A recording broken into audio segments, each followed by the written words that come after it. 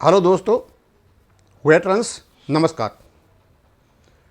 आज मैं आपको जो वैलिडेशन ऑफ पेंशन रूल्स और प्रोसीजर्स की जो बात हो रही है, जिसके माध्यम से ये फाइनेंस बिल जो 25/3/2025 को पास हुआ था, जिसके माध्यम से केंद्र सरकार के पास और इवन राज्य सरकार के पास भी आ जाएगी, एक ताकत आ गई है कि वे पेंशनर्स के बीच में डिस्टिंक्शन यानी भेद पैदा कर सकते हैं और बड़ी ही चालाकी से पीछे के पापों को धोया जा रहा है। यानी पाप चाहे कांग्रेस ने किए हों, चाहे दूसरी सरकार ने किए हों, चाहे बीजेपी ने किए हों, इस समय वर्तमान सरकार उन पापों को धो रही है गंगा जल के माध्यम से। ये समझते हैं कि किसी को पता ही नहीं है।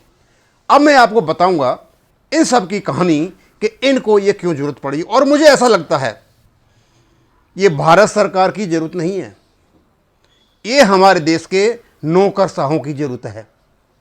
और इनको ये रूल्स कोर्ट्स में पड़े हुए जो केस हैं उनसे लड़ने के लिए चाहिए। यदि ये रूल पहले ही होते तो शायद माननीय सुप्रीम कोर्ट के जजमेंट आए हुए हैं प्री 2006, पोस्ट 2006, प्री 1996, पोस्ट 1996, तो ये निर्णय नहीं आते।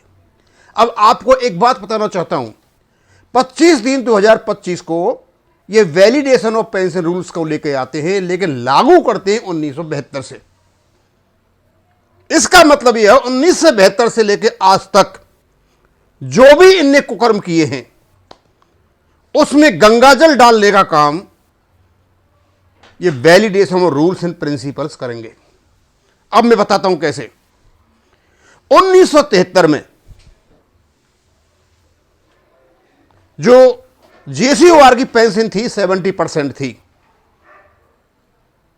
और उसको 50% कर दिया गया। ऑफिसर को कर दिया गया कितना, 50%, सिविलियंस को 30 का 50% कर दिया गया। लेकिन उसके लिए पार्लियामेंट से पास कोई भी रूल नहीं था और पेंशन रेगुलेशन में भी ये चीजें नहीं थी, क्योंकि वहां तो 70 और 30 का हिसाब किताब था।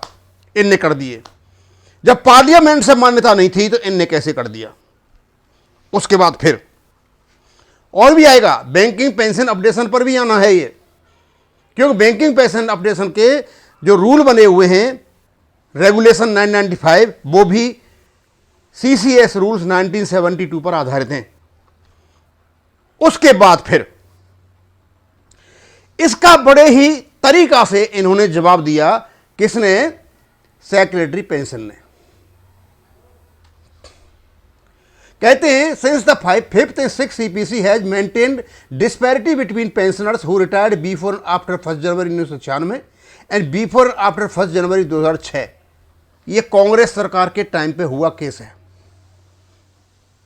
इन्हें बाइफरकेशन कर दिया, डिस्टिंक्शन कर दिया, लेकिन देश की संसद से ये मान्य नहीं था। ये ब्यूरोक्रेट्स की रची हुई कहानी थी।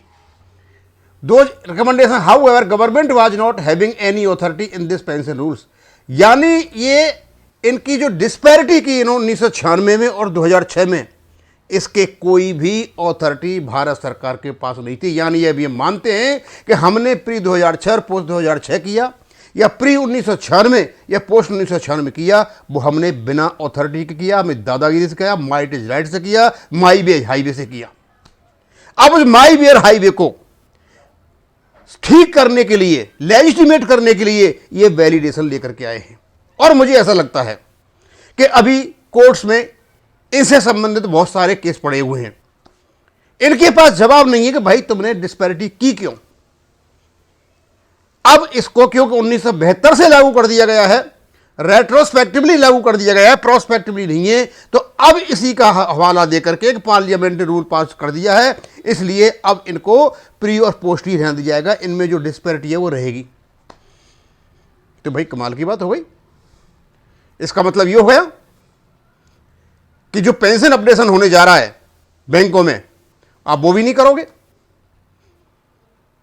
और जो जानबूझ करके ओआरओपी के नोटिफिकेशन में जो प्री और पोस्ट 2016 और 2016 कर दिया है, आप उसको भी नहीं करोगे। आपको ताकत मिल गई तो पेंशन रूल में आपको बैक से परमिशन दे दी है यानी कोर्टों में जो X62 के केस पड़े हुए हैं वो भी मतलब इसी वैलिडेशन से लड़े जाएंगे, और भी केस पड़े हुए हैं। यानी कहने का मतलब है, ये मान के चलते हैं कि जितने भी हमने परिवर्तन किए, अमेंडमेंट किए, मॉडिफिकेशन किए, उनको नहीं कर सकते थे यदि कोई अथॉरिटी नहीं थी। उस अथॉरिटी को इन्होंने अब 25/3/25 को दिया है। उससे पहले चाहे इन्होंने 96 में किया, 1973 में किया, 2006 में किया, चाहे पेंशन एडमिनिस्ट्रेशन के रूल्स हैं या OROP में किया, वो बिना अथॉरिटी के कर रहे थे। अब इनके पास अथॉरिटी आ गई, इसी अथॉरिटी को लेकर के कोर्टों में केस लड़ेंगे। उसके बाद आता है the apprehension that the parity between pensioners given by 7 CPC। अब ये कहते हैं कि 7 CPC में जो पैरिटी दी गई थी पेंशनर्स को, अरे तेल तो आप पहले ही कर चुके हो। 7 CPC में कोई पैरिटी नहीं थी, केवल और केवल ऑप्शन नंबर पेंशन का था, उससे एक पैरिटी दिखाई देती है। तो ये कहते हैं भाई जो पैरिटी 7 CPC में थी उस पैरिटी को रखा जाएगा, तो उससे कोई फर्क नहीं पड़ेगा, वो तो ऑलरेडी 7 CPC में हो चुकी है। मल्टीप्लिकेशन फैक्टर सब पर लागू होगा। यानी 8वें वेतन आयोग से तो कोई मतलब नहीं है, पीछे के जो पाप पड़े हुए थे उन पापों को धोने के लिए validation of rules and procedures को ये लेकर के आए हुए हैं। अब 1996 में तो कांग्रेस सरकार थी, 2006 में भी कांग्रेस सरकार थी, वहां प्री और पोस्ट किया इन लोगों ने। 1973 में भी कांग्रेस सरकार थी, जब 70% पेंशन का 50 कर दिया, और जिसकी 30 थी उसको 50 कर दिया। कोई रूल नहीं थे, कोई अथॉरिटी नहीं थी। 1996 में कोई अथॉरिटी नहीं थी, कोई रूल नहीं थे। 2006 में कोई रूल नहीं थे।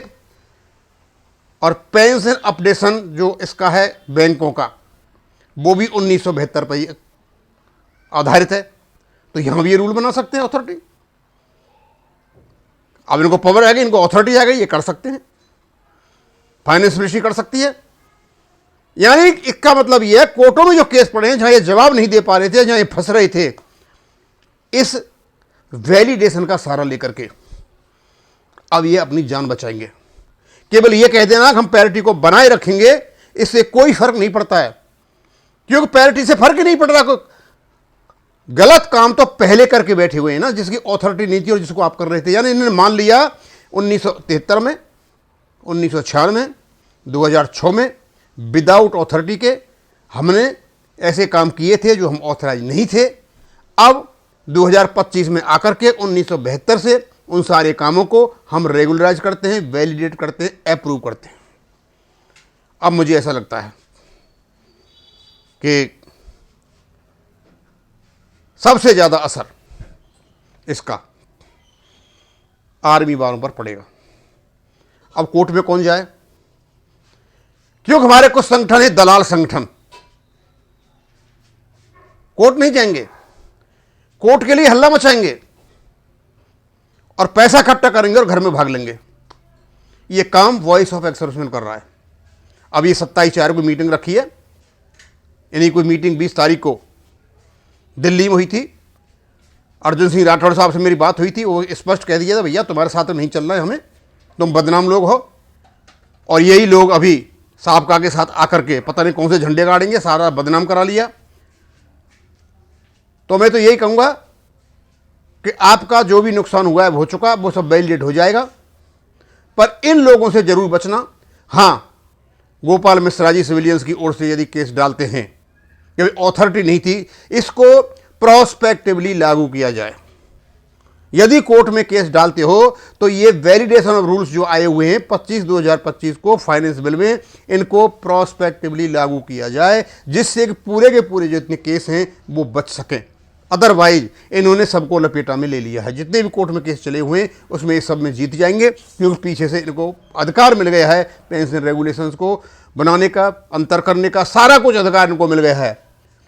और यदि इसको नहीं करते हैं प्रोस्पेक्टिवली, मैं अपने शिव गोपाल मिश्रा साहब से रिक्वेस्ट करूंगा, गोपाल मिश्रा साहब 25/3/2025 को जो वैलिडेशन ऑफ पेंशन रूल्स आए हुए हैं, जो उनको 1972 से लागू कर रहे हैं, इसको रेट्रोस्पेक्टिवली लागू न करके इसको 25/3/2025 से लागू किया जाए, जिससे जितने भी लोगों के केस कोर्टों में पड़े हुए हैं उनको नुकसान ना हो सके। अदरवाइज इनको ताकत मिल चुकी है, ये कुछ भी कर सकते हैं। इस पैरिटी से कोई फर्क नहीं पड़ता है। पेंशन को केवल और केवल एक मल्टीप्लीकेशन फैक्टर जाता है तो वो तो जाता ही रहेगा, उसकी कोई प्रॉब्लम नहीं है। अब इसको मैं यहीं ख़त्म करूँगा। थैंक यू, धन्यवाद।